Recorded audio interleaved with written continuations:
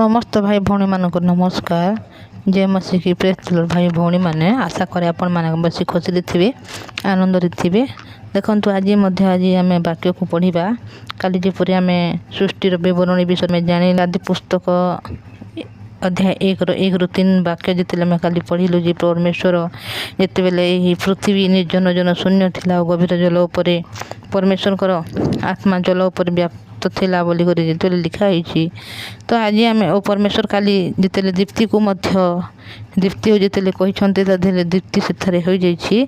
पुणी आज आम देखा 4 देखा आ परमेश्वर दीप्ति की देखिले जे ताहा उत्तम तो परमेश्वर अंधकार दीप्ति को भिन्न कले।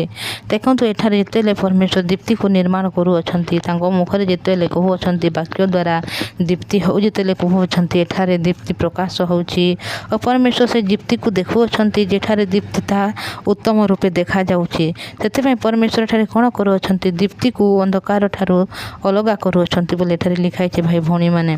प्रथमे जेपरी परमेश्वर स्वर्ग पृथ्वी को सृष्टि करुँच और पृथ्वी निर्जन थिला शून्य थिला और गभीर जल पृथ्वी गभीर जल थिला और सेठारे अंधकार थिला। से परमेश्वर एठारे दीप्ति को से माने बनाउछंती एवं दीप्ति को जिते देखुंट सेठारे दीप्ति बेसी उत्तम रूपे देखा जाउछि। ताहेले परमेश्वर एठारे दीप्ति को अंधकार ठारू दूर करुछंती भिन्न करुछंती।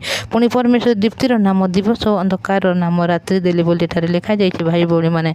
जिते अंधकार थिला ए पृथ्वी सबुआड़े अंधकार प्रथम थिला भाई भौणी माने, किंतु परमेश्वर जिते दीप्ति को सृष्टि करुछंती और से दीप्ति को अंधकार दूर करुछंती जहाद्वारा से दीप्तिर नाम को दिवस कहते और अंधकार नाम को रात्रि देउछंती।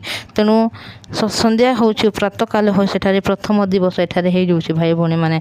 जिते सृष्टि विषय आम देखुअछु ए बाइबल सब विषय एठारे लिखाई। बेसी एपरि लोक मैंने थे जे माने कि पृथ्वी किपरि सृष्टि होछि ए विषय से माने केबे जानि नथिबे बा से माने केबे चिंता मध्य कर नथिबे कि आम ए सुंदर पृथ्वी जिते रहुअछु जिते बेले सारा जिते आखपाख देखुअछु केते भल नदी नाल झरणा पोखरी सब विषय जिते पृथ्वी रे भरी रही ताले एटा किए निर्माण करिछि एते एपरि लोक माने अछंती ता चिंता मध्य करते ना।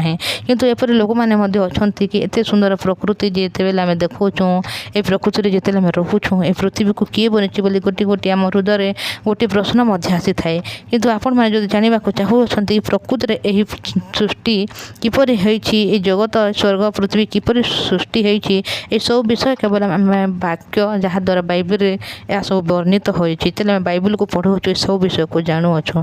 ताहेले परमेश्वर प्रथम दिन और राति को परमेश्वर बनाउछंती। अनंतर परमेश्वर कहिले जल मध्य शून्यजात हो जल को 2 भाग में भिन्न करू। देखो एठारे जल तो प्रथम थिला बोली प्रथमे जिते आम पढ़ुछु वाक्य लिखाई प्रथमे जिते पढ़ुछु तो वाक्य जल मध्य अच्छी अंधकार मध्य अच्छी किंतु परमेश्वर को आत्मा जिते बेले जल उपर व्याप्त थिला तो परमेश्वर जल को मध्य एठारे 2 भाग करुअछंती और गोटे शून्य मध्य जल मध्य गोटे शून्य को निर्माण करछंती। परमेश्वर से शून्य निर्माण कले से ऊर्ध्वस्त जल शून्य को अध्यस्त जल को भिन्न कले तहिरे सही रूप है। परमेश्वर जहाँ मध्य कहते से सब विषय एठारे घटी जाउछि भाई भौणी माने। और परमेश्वर शून्यर नाम आकाश मंडल रे पुणी संध्या और प्रातः काल हो द्वितीय दिवस है बोले एठारे लिखा जाइछि। देखो शून्य जिते बेले देखा जाउछि सबुआड़े जिते जल अच्छी से जल को परमेश्वर 2 जगह भाग करुछंती गोटे ऊपर रखुछंती और गोटे जल को तले रखुंट जो शून्य निर्माण करुँच से शून्यर नाम परमेश्वर आकाश बोली ठारे देउछंती।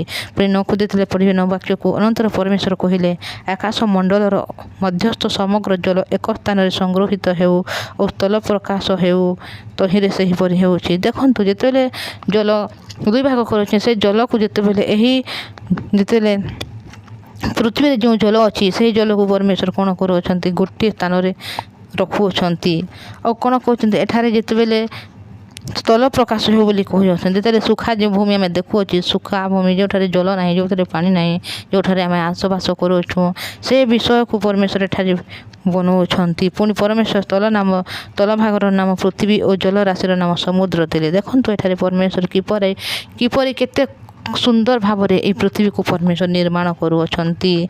से तल भागर नाम को पृथ्वी कहते और जलराशि नाम को समुद्र बोली एठारे कहते भाई भौणी मैंने। एथि उत्तर परमेश्वर कहले पृथ्वी तृण और सजीव शाग বীজ সম্বলিত ও স্বস্ব জাতি অনুযায়ী ফলোৎপাদক বল বৃক্ষ ভୂମି ଉପରେ ଉତ୍ପନ୍ନ କରୁ ତହିଁରେ ସେହିପରି ହେଲା। ଦେଖନ୍ତୁ ଯେତେବେଳେ ପୃଥିବୀକୁ ପରମେଶ୍ୱର ସୃଷ୍ଟି କରୁଅଛନ୍ତି, ସ୍ଥଳଭାଗକୁ ଯେତେବେଳେ ପୃଥିବୀକୁ ଯେତେବେଳେ ପରମେଶ୍ୱର ଏଠାରେ ବନାଉଛନ୍ତି, ସେଠାରେ ପୃଥିବୀ ଏପରି ରହିଲେ କ'ଣ ଭଲ ଦେଖାଯିବ କି? ନାଇଁ ଭାଇ ଭଉଣୀ, ଭଲ ଦେଖାଯିବ ନାହିଁ। ସେଥିପାଇଁ ପରମେଶ୍ୱର ଏଠାରେ କ'ଣ କରିଛନ୍ତି? ସଜୀବ ଶାଗ ବୀଜ ସମ୍ବଲିତ ସ୍ୱସ୍ବ ଜାତି ଅନୁସାରେ ଫଲୋତ୍ପାଦକ ଫଳ ବୃକ୍ଷ ଭୂମି ଉପରେ ଉତ୍ପନ୍ନ ବୋଲି ଯେତେବେଳେ କହୁଛନ୍ତି, ସବୁ ପ୍ରକାର ଯେତେବେଳେ ଗଛ ଲତା ଯେତେବେଳେ ଆମେ ଦେଖୁଛୁ ପୃଥିବୀରେ ଯାହା ମଧ୍ୟ ରହିଅଛି, ସେ ସବୁ ବିଷୟକୁ ପରମେଶ୍ୱର ଯେଉଁ ଫଳୁଥିବା ଗଛ ହେଉ ବା ଫଳ ନ ଫଳୁଥିବା ଗଛ ହେଉ, ଯେତେ ତୃଣ ଆଉ ଶାଗ ହେଉ, ସବୁ ବିଷୟକୁ ପରମେଶ୍ୱର ଏଠାରେ ବନାଉଛନ୍ତି ଓ ସେହିପରି ହେଲା ବୋଲି ଏଠାରେ ଲେଖା ହେଇଛି।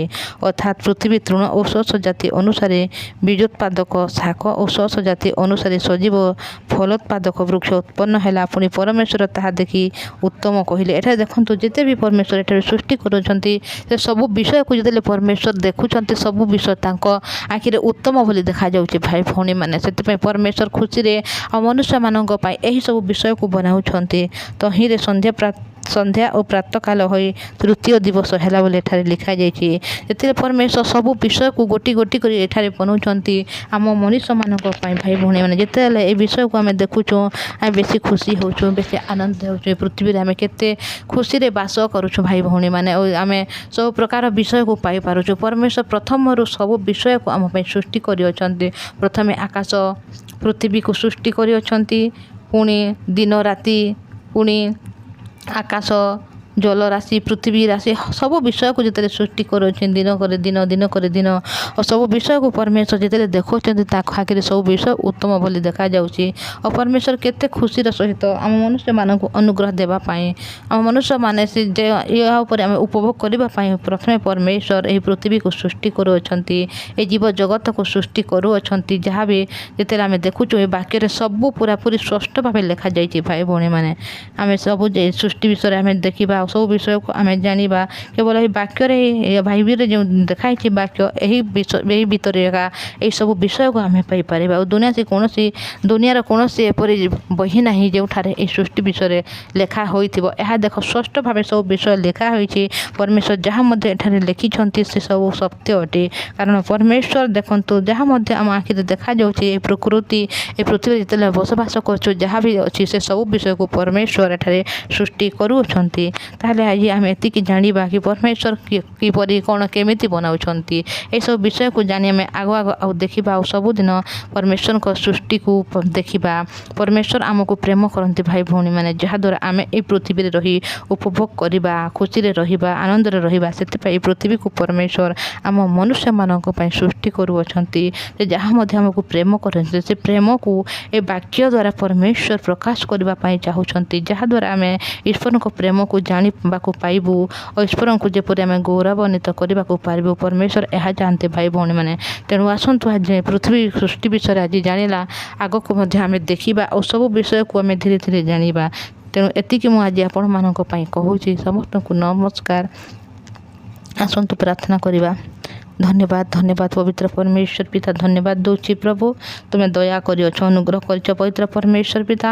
ଏହି କେତେ ସୁନ୍ଦର ଭାବେ ଯେତେବେଳେ ଆପଣ ନିର୍ମାଣ କରୁଛ ପବିତ୍ର ପରମେଶ୍ୱର ପିତା, ଆମେ ଏପରି ଲୋକ ପିତା ଏହାର ଯୋଗ୍ୟ ନାହିଁ କି ଆମେ ଏହି ପୃଥିବୀରେ ବସବାସ କରିପାରିବୁ।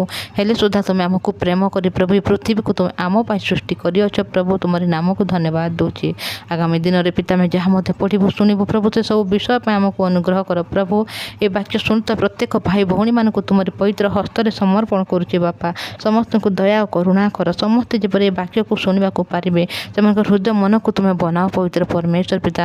ଯାହାଦ୍ୱାରା ପ୍ରତ୍ୟେକ ଦିନ ଏ ବାକ୍ୟକୁ ଶୁଣି ପବିତ୍ର ପରମେଶ୍ୱର ପିତା ତୁମରି ଗୌରବାନ୍ୱିତ କରିବାକୁ ପାରିବେ। ସାହାଯ୍ୟ କର ପ୍ରଭୁ। ଏ ବାକ୍ୟ ଯେତେବେଳେ ଆମେ ଶୁଣୁଛୁ ପିତା, ଭାଇ ଭଉଣୀମାନଙ୍କୁ ଅନୁଗ୍ରହ କର ପ୍ରଭୁ। ତାଙ୍କ ପରିବାରରେ ଥିବା କୌଣସି ସମସ୍ୟା, କୌଣସି ଦୁଃଖ, କୌଣସି କଷ୍ଟ, କୌଣସି ରୋଗ, ସେସବୁ ବିଷୟରେ ତୁମେ ସେ ସମସ୍ତଙ୍କୁ ତୁମେ ପିତା ପରମେଶ୍ୱର ପରିଷ୍କାର କର ପିତା ପରମେଶ୍ୱର।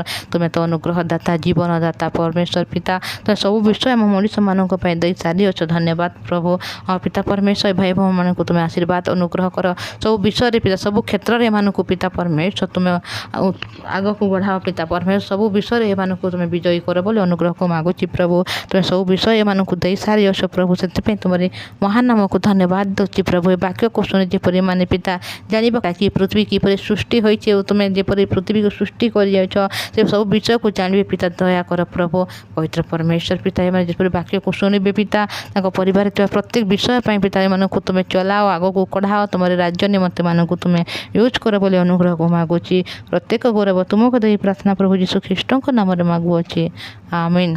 समस्त को नमस्कार जय मसीह की थैंक यू।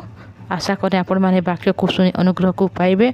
आपण मानकर जहाँ भी परिवार लोक मैंने अच्छा भाई भौणी अच्छा सांगसाथी अच्छा समस्त को ये वाक्य को शेयर करूँ जहाँद्वारा समस्ते परमेश्वर का जीवंत वाक्य को शुणा को पारे और अनुग्रह को पाई जीवन में जपरी केमी भी परिस्थिति द्वारा धरा न जाए केवल वाक्य द्वारा धरा जाए से सब परिस्थिति जपरी विजयी होगा पारे। परमेश्वर समस्त को अनुग्रह करंतु। समस्त को धन्यवाद।